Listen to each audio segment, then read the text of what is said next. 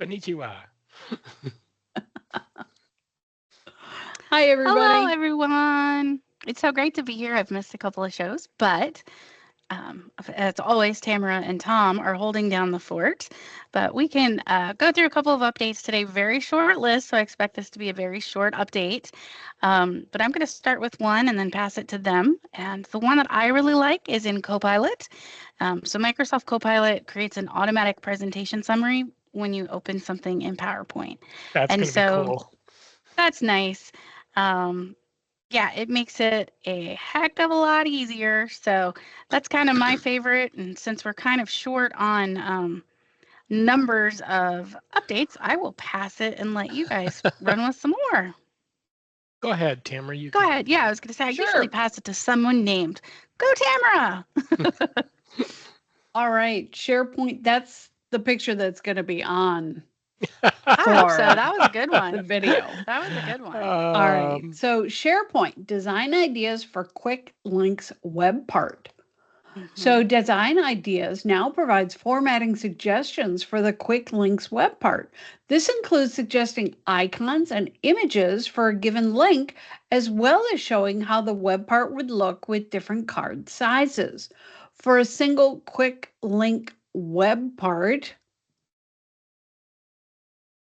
oh, I got lost here. But for a single use web part. So that will be good.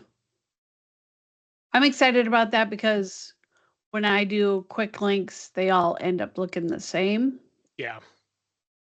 So, so you can have those web parts all in one section. And then the Outlook, the new Outlook for Windows reply to header, users will be able to toggle a reply to field in the email compose form, which will allow them to add one or multiple addresses, which will be used as the recipients for any replies to that message. Boy, howdy, did I wish I had this when I set up a meeting for 750 people today. What a great thing to be able to like we could Yeah, rickroll somebody if anyone replies. We could ask everybody to reply, and yeah, this could be great. But this yeah, would be goodbye awesome. reply alls. Let's just fix it. This is great. This is That's good. great. I'm That's a good excited one. about that. And that's coming out in April. Very nice. What do Very you have, nice. Tom? So here's a heads up that unless it's going to work different than I think it is, I'm not real thrilled with this one. And that is Microsoft Copilot. Designer is now part of Copilot, enhanced with new templates and slide suggestions. So this is specifically Designer in PowerPoint, but it's basically now part of Copilot. It used to just be a feature you could click on it and see the thing on the side. Copilot suggestions now bring you familiar designer slide layouts and presentation template suggestions in a vertical gallery along with new capabilities. So very similar to what you have, but now that it's part of Copilot, what does this mean if you aren't necessarily having a Copilot license? Do you lose the design aspect That's of that's PowerPoint? interesting. I can Yeah. say though, as someone who's been using Copilot extensively in PowerPoint, until they made this change, it was brutal. So whatever they've Was it? done to make it like work and flow, and they've also done some really great things where they've come out and given I must be on beta for some of these bits or some because I already see this. Okay. Um and they've come out with like a whole PowerPoint template that basically says if you want to use Copilot, you're going to be best suited if you have a PowerPoint template that you brand that has all of these layouts. And they'll give you that template and then you can go brand it. And then Copilot can navigate with those. But until we had that, it was really hard to make anything that Okay. looked good.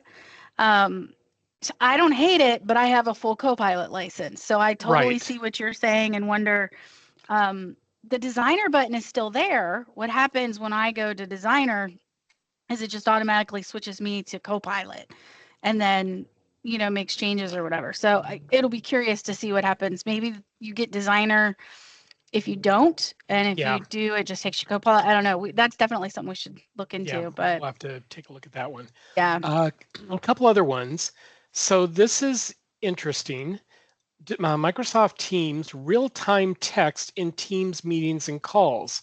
So this real-time text, which they've abbreviated RTT, lets participants type in the meeting while other speech is transcribed in real time.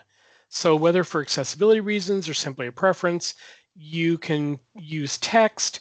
This, I think, means that as you're getting transcribed speech, the transcription sounds like it's also going to be picking up any, chat messages that have come in, which is probably a good thing. well, what I hope is we have one meeting, and it just makes me giggle because we have a project. I don't even know. It's called Pepsi or Pep. Anyway, it sounds like Pepsi, and the transcripts always say Pepsi. And so I'm wondering if this will be the type of thing where we can go in and make corrections if maybe the I don't know, but that's kind of where I could see, oh yeah, real-time typing in it, you can make a note and put what it is, because it does not do abbreviations well. And so as you're trying to do those in some of our transcripts, it's been, we all know what it is, but then you get a recap of the meeting and it's like, complete the Pepsi task, and we're going to do this for Pepsi, and it's not Pepsi. Yeah. Now, I actually read this slightly different in the fact that as it's doing transcribing and you're talking along, and I'll sit there maybe in the chat and go, yes, this is a great feature, that this is a great feature is going to be moved into the transcription along with all the speech that's going on. So the transcription is really a combination of what's been said and what's been typed. Oh, could be. Yeah, we'll see how that works out. I thought there was one more thing too. Just another Copilot feature here. Work from your recent prompts in Draft with Copilot. This is for Microsoft Word. And based on what you're typing, Copilot in Word shows you your most recent prompts, which you can use as is or modify in Draft with Copilot. So again, that, especially if you've got some longer prompts that you've worked with, this will be nice in the fact that you don't have to remember, okay, what was the long prompt? Did I copy it somewhere? Where can I go find it? It may come up and say, hey, you typed in this and it looks like you're doing something similar. Thank you, Clippy. It could go ahead and bring in that prompt for you and save you a whole lot of time in trying to structure it just right, depending on how long it took you in the first place. Ask me how many times I opened Word today to do the same thing for different things. A lot? Yeah, at least 6. Okay. So it's, so having those prompts in there, that would be like, if it's just auto, that would be a huge, I mean, it's already saving me time, but that would save me more time. Exactly. So. There is one more thing I wanted to bring up in development, and that's Microsoft Teams Town Hall concurrent attendees increased to 100,000. I thought that would be one that you really liked. I like that a lot. I also like that the town hall organizers and co-organizers and presenters can join the town hall as an attendee to see how it's going for the attendees. So I think that's going to be great. But this 100,000, the increase serves as a significant jump from the previous attendee cap of 50,000. Yeah. Now you do have to have a Teams premium license. And the quality and stability of the town hall up to this new limit will remain constant, providing high quality and reliable content to participants. Now, if your internet is not up to par, I would say your mileage would vary. Probably. So organizers can get support for audiences up to 100,000 concurrent users by selecting the max capacity limit to be as high as desired, up to 100,000, and reaching out to the Microsoft 365 Live Event Assistance Program, or LEAP, for assistance is recommended for every event. This feature is available for town hall organizers that have active Teams premium licenses. And that's coming out in May of 2025. So that's exciting. Yeah, I would assume that if you're running town hall meetings that are 100,000 people, you probably have Teams Premium already. Oh, I'm assuming. I'm assuming. Well, cool. There's also some purview ones. So if you are looking for more, basically more policies you can set, there's a bunch that are in development now. I don't know if we want to go into any of those. They kind of seemed onesies and twosies, like on Outlook, risky AI usage, so priority content support for risky AI usage. So they're trying to help you put policies around what people are doing so you can see what people are doing, and then get alerted if someone's doing something sensitive. So things like that. I don't know if you guys had any others. Nope. Cool. Well, I only have one in green. Well, it's green on our sheet. It has nothing. You guys would never know it's green. But the one that I like, and this is fun because green means it's rolling out, and I'm happy to say that I have this one, and I was doing this one today. But Copilot in meetings will suggest follow-up questions for you to ask it in Microsoft Teams. So when Copilot Teams responds to a prompt, it will also follow up prompts to ask Copilot that build on the prior response. These will generally be based on the response it gave you prior.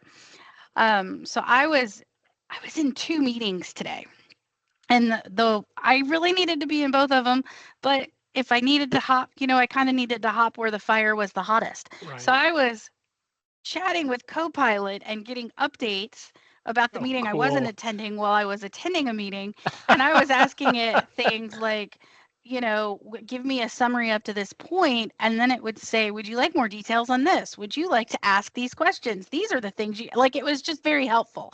It was very natural going through that experience. And I mean, there's a lot of times we get double booked. You really shouldn't be distracted like that, but sometimes you are, and you have to be. So that's just the nature of the real world. But it was a really cool experience. So I'm kind of excited to see, because the more it can give me suggestions and the more it's going to do, then that will roll to other products, and it will just be a lovely thing. So that was mine. Cool. I'll pass it to Tom.